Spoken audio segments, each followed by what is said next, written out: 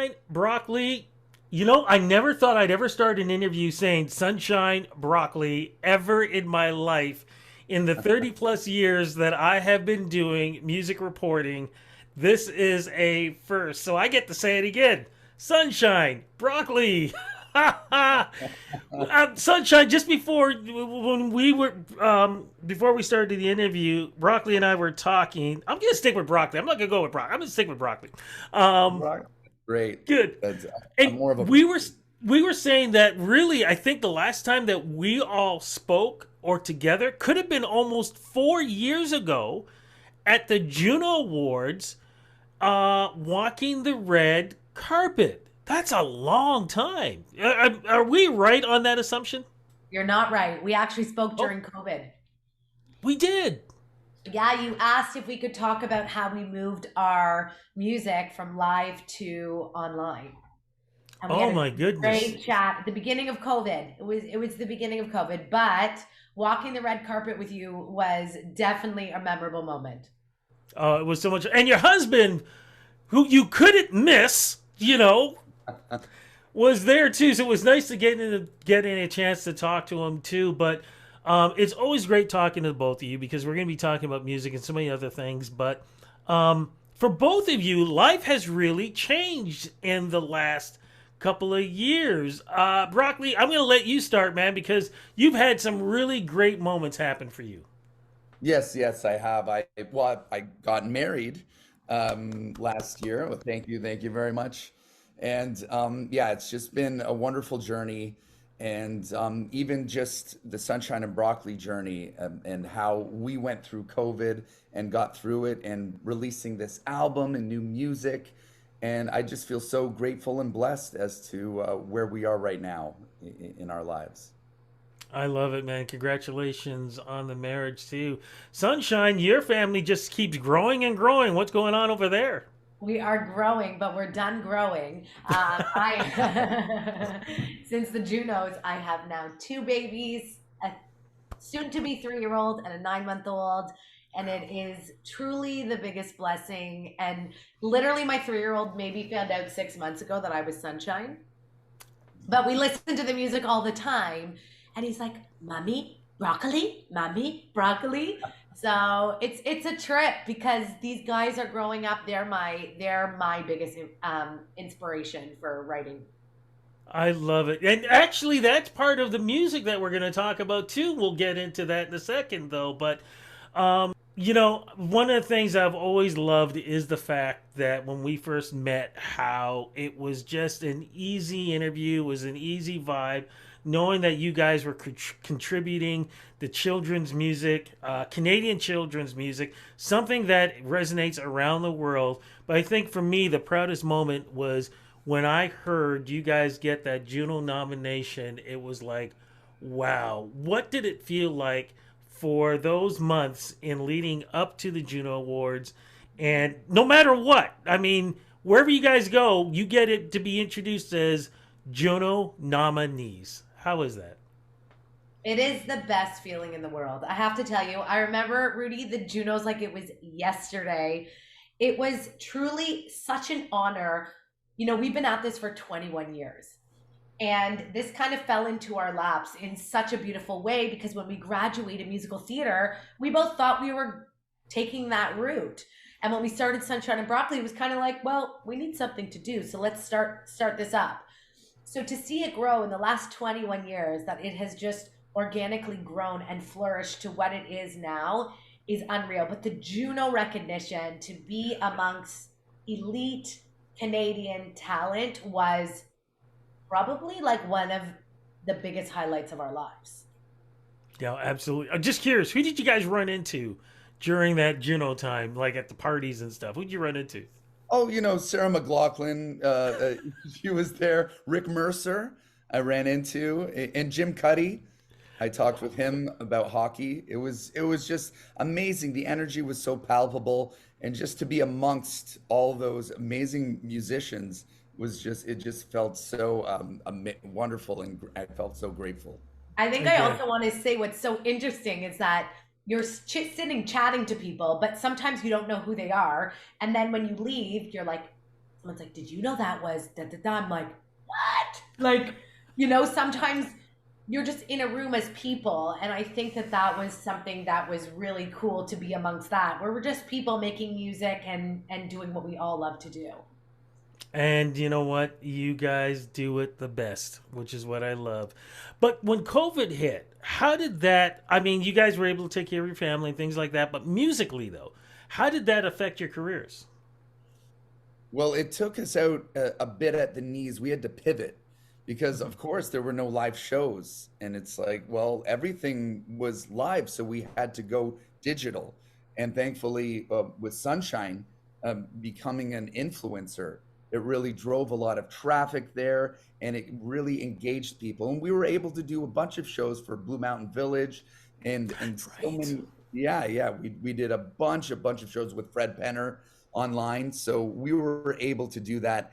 And the writing of the music, it took a little bit longer just because again, like there was COVID, there were restrictions, but it really influenced, I think, our new album and the way that we kind of need to comfort kids having coming out of this COVID situation. I was going to say that if I remember correctly, one of the things, the messages that you guys were giving during that time, because kids couldn't go to school, you were helping to teach, but not only teach, but basically to say, yeah, that there's some strange things going on in the world, but don't worry, everything is okay. Wasn't that the message you guys were trying to give?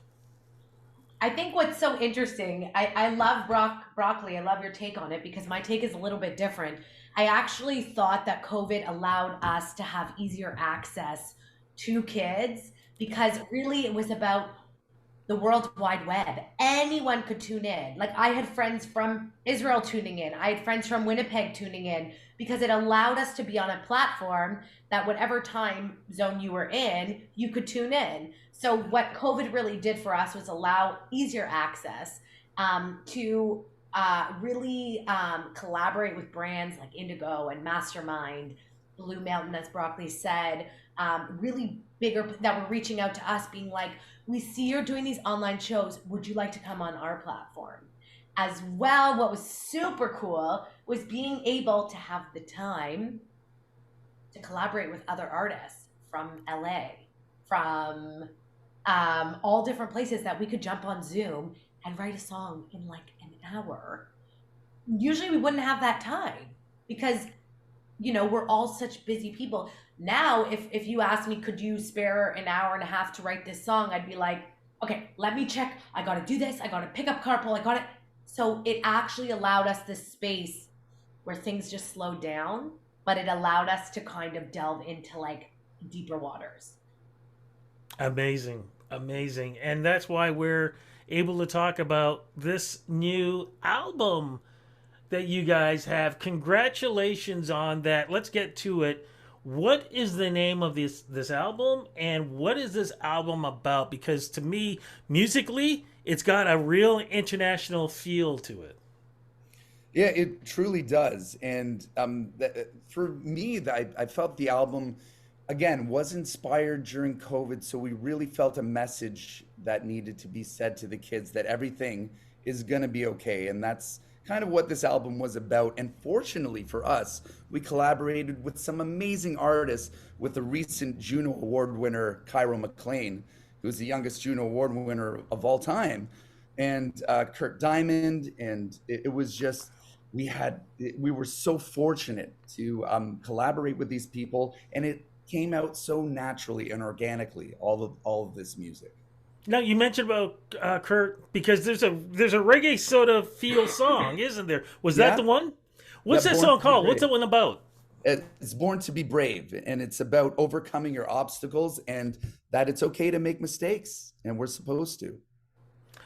Sunshine, there is a song there. The second I heard you singing it, I knew exactly what the song was about.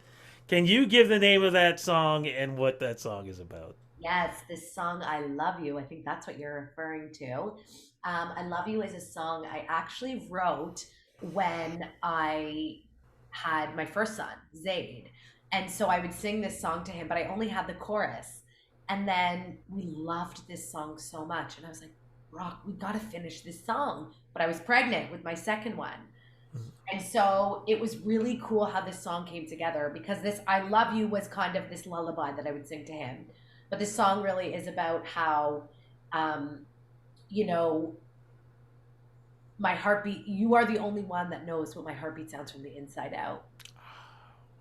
And I also want to preface it to say that it can be also triggering for some people too, who are in the process of wanting a baby, fertility, and something that I've also experienced as well. So it's a really beautiful song, and I when I heard it, we actually have one of Brock's guitar students singing on it. And when the producer sent me this song, I was walking with my son, and I was bawling when I heard this little boy on it. It's a really beautiful and touching song. I love it. Absolutely love it. Are we going to get a chance to hear these songs live? Is anything going on there? Yes, yes, yes. This Sunday, October 30th, we have two CD release shows, 10:30 and 1 at the Prosterman JCC. And what's really cool about this show is that we partnered up with our friend Noah Daniels, who wrote a book called Strum the Wild Turkey. And she's going to open the show with a book reading, which we've never done. And she has a beautiful message. Our messages really align together, that different is good. And that, this whole album really is about coming out of COVID. Our eyes are open in a different way, and that the kids are going to be okay, and we are going to be okay. So, Born to Be Brave is the new album, and I think the messages in this new album aren't preachy. They're just really relatable. Yeah, with the way the world has been, it's good to have music like this to sort of soothe the soul. As we're going into the holiday season too, any plans for the holiday season for you guys, whether it be shows, maybe holiday songs, anything going on there? We have a ton of shows coming up, which is awesome. Hanukkah and Christmas are one of our busiest times. So that's really cool. We decided that we're going to keep writing. We have a whole Hanukkah album that I think we wrote 15 years ago. So we're going to try to get into the studio and get that done. And I think that we really decided that November we want to really put out our goals. We want to write a book. We want to, shoot music videos, and we want to do all these things. And I think we're just determined to keep moving and keep growing. I love it. Fantastic. Folks, congratulations on the new album. I'm so glad that we're getting a chance to talk. Cross fingers that we'll get to see each other soon. Hopefully it's on another red carpet at the Junos. And if not, then at one of your great shows. I got to say, you guys are such an inspiration. Thank you so much for taking care of our kids the way you do and keeping them happy and smiling. And just letting families know that music does soothe the heart. And it doesn't matter how old you are. That's what it's all about. And you guys represent that so well. Thank you so much for the interview. Thank you.